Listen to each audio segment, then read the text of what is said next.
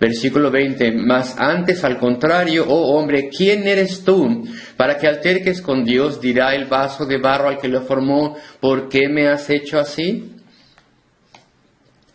¿O no tiene potestad el alfarero sobre el barro? Versículo 21. Es una ilustración. La voluntad de Dios es perfecta y no podemos cuestionar por qué es como es.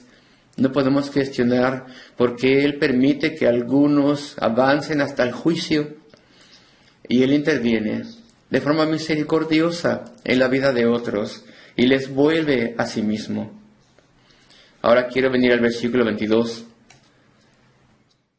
El tiempo avanza rápidamente. Versículo 22 al 24, como ya dije, estos versículos son de los versículos más profundos en el Nuevo Testamento. Es un enunciado. A pesar de que no es el más largo enunciado de Pablo, es bastante largo. En este largo enunciado, del versículo 22 al 24, hay 3 obras de Dios que se mencionan. Todas tienen que ver con su derecho soberano y actividades soberanas. No puedo pensar en una buena ilustración para esto, y bueno, yo no soy hombre de negocios, pero vamos a imaginarnos que le preguntamos a un gran negocio o al ejecutivo en jefe de un gran negocio y le preguntas, ¿cuál es tu propósito? Imagínate un gran supermercado en tu nación. Imagínate que hace algunos años ese supermercado, tú le dices al ejecutivo en jefe, ¿cuál es tu propósito? ¿Cuál es tu objetivo? Y me imagino que el jefe, el ejecutivo hubiera dicho una cosa así, bueno, pues el propósito es poner un supermercado en campos fuera, por ejemplo, de toda ciudad y quiero atraer a las personas a ese lugar y proveer estacionamiento, etcétera. Y bueno, si esta fuera su política, yo no sé, cuando nosotros logremos eso, tal vez él diría, después querremos ir a las ciudades a los centros de las ciudades. Y vamos a tener pequeñas sucursales de nuestra tienda en toda ciudad, en el centro. Y bueno, él tal vez les describa su política, sus objetivos. Y después le dices a este ejecutivo, sí, pero olvídate de todo eso. ¿Cuál es tu objetivo básico, fundamental, tu política? Y su respuesta tal vez será, bueno, pues necesitamos ganar dinero para nuestros capitalistas. Y tal vez le diríamos, ¿por qué no me dijiste desde el principio? Eso es más fácil. No me interesaba tanto cómo ibas a hacerlo todo, sino que más bien quería escuchar tu objetivo y política más fundamental y básica. Y bueno, lo que tenemos aquí en estos versículos es la política y objetivo fundamental y básica, no el cómo obra o cómo intenta hacer las cosas él o cómo lo hará. Y se nos expresa en 3 secciones. Desde el versículo 22. Lamento la ilustración, pero lo primero que tenemos aquí en el versículo 22 es el propósito de vindicar y mostrar su justicia. Tenemos aquí una pequeña primera parte del enunciado donde se nos dice, ¿y qué? ¿Y qué? Si Dios queriendo mostrar su ira, y necesitamos darnos cuenta de lo que dice ¿y qué? Hay algunas traducciones que modifican un poquito, pero bueno, en la Reina Valera del 60, la Biblia de las Américas y la Reina Valera antigua, todas se lo tienen así. ¿Y qué? ¿Y qué? Si Dios queriendo, y no quiere decir supongamos que Dios, no. Aquí este razonamiento describe 3 cosas que Dios con toda certeza está haciendo. Espero que sea claro. Y dice entonces, ¿y qué? ¿Y qué?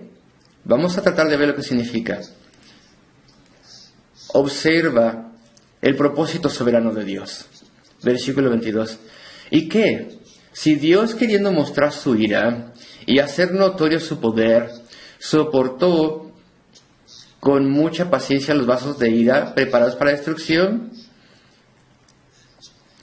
Él quería hacer notorio su poder y él soportó entonces con mucha paciencia, sigo leyendo, los vasos de ira preparados para destrucción, versículo 22. Esta es la primera parte de la política triple o propósito triple de Dios. Eso es lo que está pasando en el mundo. Esto explica todo. ¿Alguna vez te has preguntado, ¿por qué es que aquella persona tan malvada, que tal vez fue un terrible dictador o asesino o engañador o un fraude, ¿por qué vivió hasta que tenía 95? ¿Por qué? Porque Dios permitió eso. Porque Dios no le quitó cuando tenía 45 años o cuando tenía 50, le quitó la vida. O aquel hereje terrible que ha causado tantos problemas, enseñando cosas que son completamente engañosas y no son bíblicas. Y muchísimas personas le siguen. ¿Por qué tuvo un ministerio tan grande? Cuando claramente no era un creyente, sino que era un enemigo de Dios y un siervo de Satanás. ¿Hay algún versículo en la Biblia que nos diga el propósito de Dios al permitir que una persona viva tanto tiempo, una persona tan malvada? Bueno, pues aquí lo tienes, versículo 22. ¿Y qué? Y de hecho, bueno, no suena muy agradable, pero el sentido es perfecto. ¿Y qué? Dice el apóstol. No suena muy agradable, pero ese es el sentido. ¿Y qué? ¿Y qué? Dios es soberano. Esta es su perfecta voluntad. Esto es lo que Él ha escogido hacer. ¿Y qué? Si Dios, queriendo mostrar su ira y hacer notorio su poder, soportó con mucha paciencia, con inmensa paciencia, los vasos de ira preparados para destrucción. Aquellas personas que van a ir a la condenación, preparados para destrucción. En otras palabras, en sus largas vidas, ellos más y más están siendo preparados para un justo juicio. De modo que así como todo el mundo puede ver cuán persona tan malvada fue Faraón, tan endurecido, tan malo, porque Dios preservó su vida, de modo que pudiera seguir resistiéndole, y por tanto la justicia de Dios en el juicio fue obvia y clara. Así también lo mismo aquí. Dios, con mucha paciencia, soporta a los malhechores, de modo que cuando venga el día del juicio, ahí se muestre que hubo ahí justicia. Y fue perfecto el juicio. Nadie jamás podrá decir, pero si todas las personas malas murieran pronto en su vida, tal vez alguien diría, tal vez ellos se hubieran arrepentido si hubieran vivido más. Tal vez hubiera habido un lado más amable en ellos. Y Dios no les permitió vivir. Sí les dejó vivir. De modo que fuese mostrado que Dios es justo en su juicio. Y eso es lo que vemos en el mundo hoy en día. Vemos el mundo,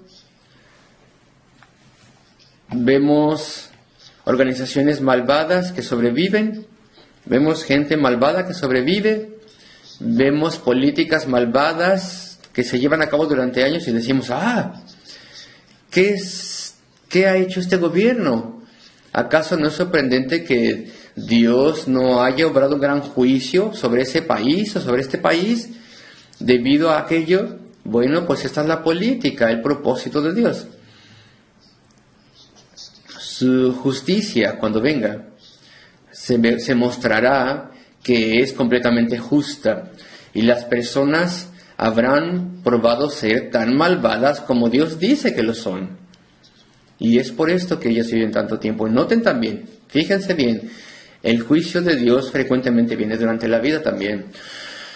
Por ejemplo, cuando Dios derroca un imperio que es impío y malvado y perverso, normalmente sobrevive durante mucho tiempo.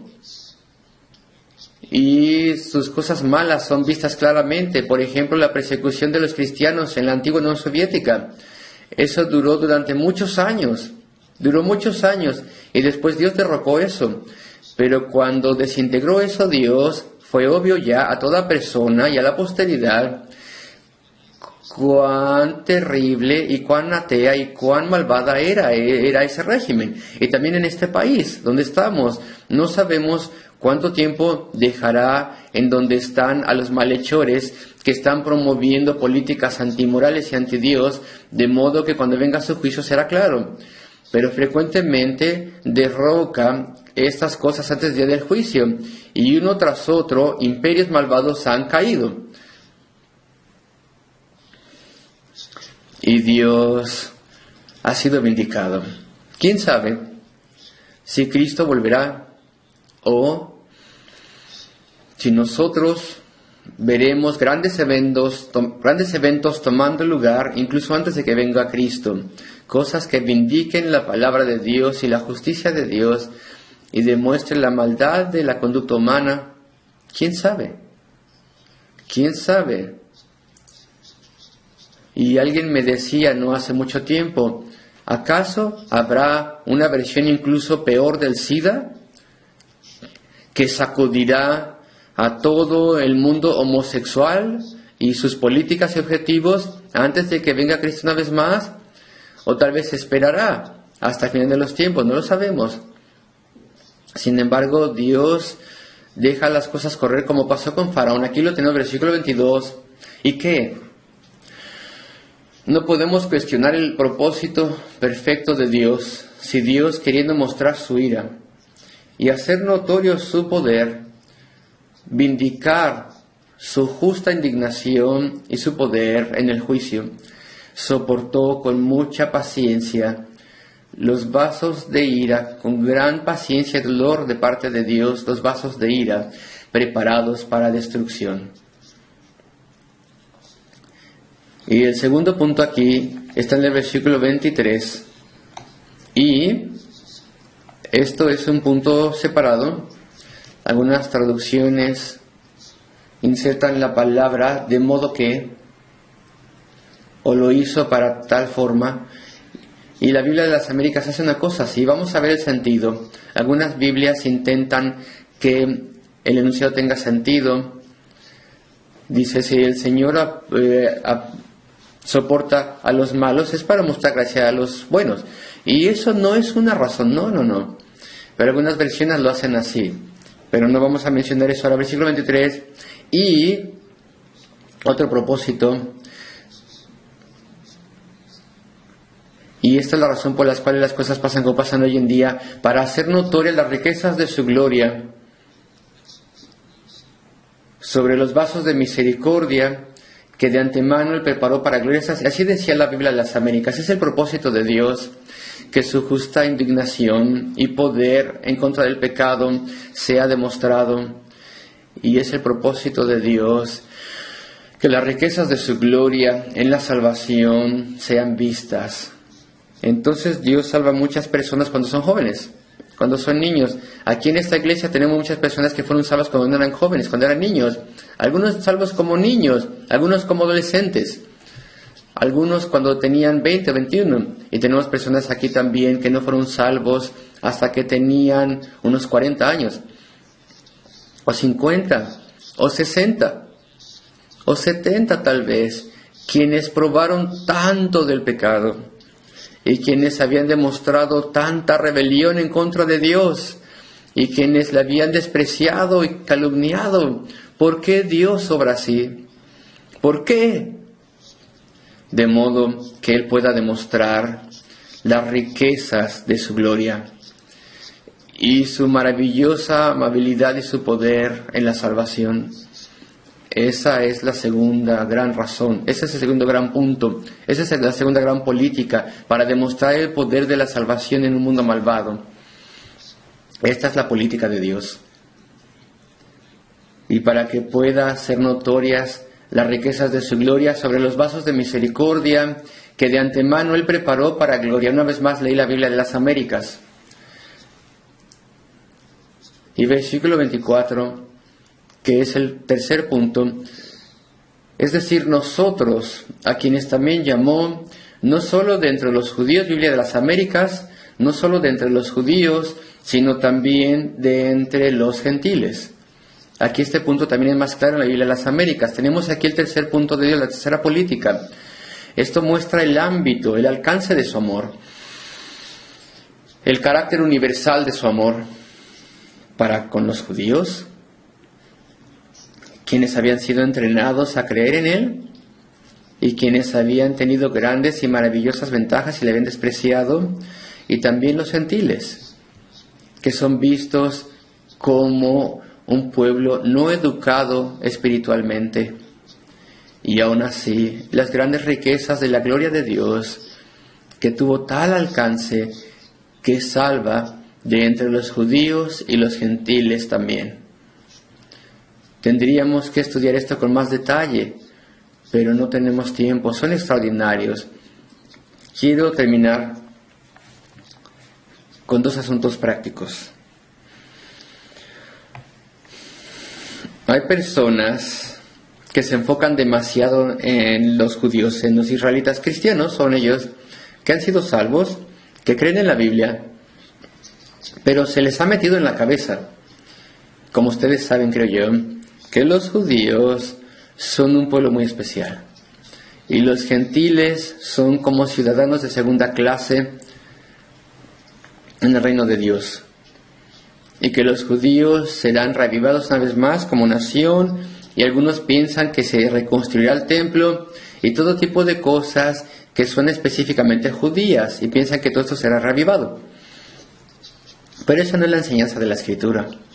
La enseñanza de la Escritura es que, así como siempre ha sido el caso, ahora de forma específica, si es en la iglesia de Jesucristo, es decir, Dios salva a judíos y gentiles juntos ahora, en la iglesia internacional judío-gentil de Jesucristo.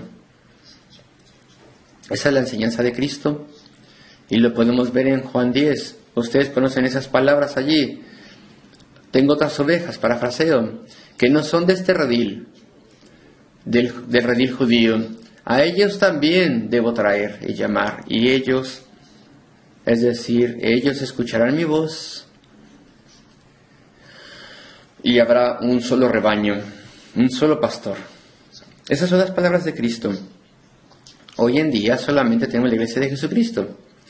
Ahora bien, algunas personas se enojan tanto si tú enseñas estas cosas, si uno enseña estas cosas, y tienen una forma de poner las personas en contra de la teología de un rebaño, de un pastor, de esta enseñanza. Y ellos dicen, esa teología de reemplazamiento, estas personas confundidas están hablando de nosotros y los cristianos tradicionales.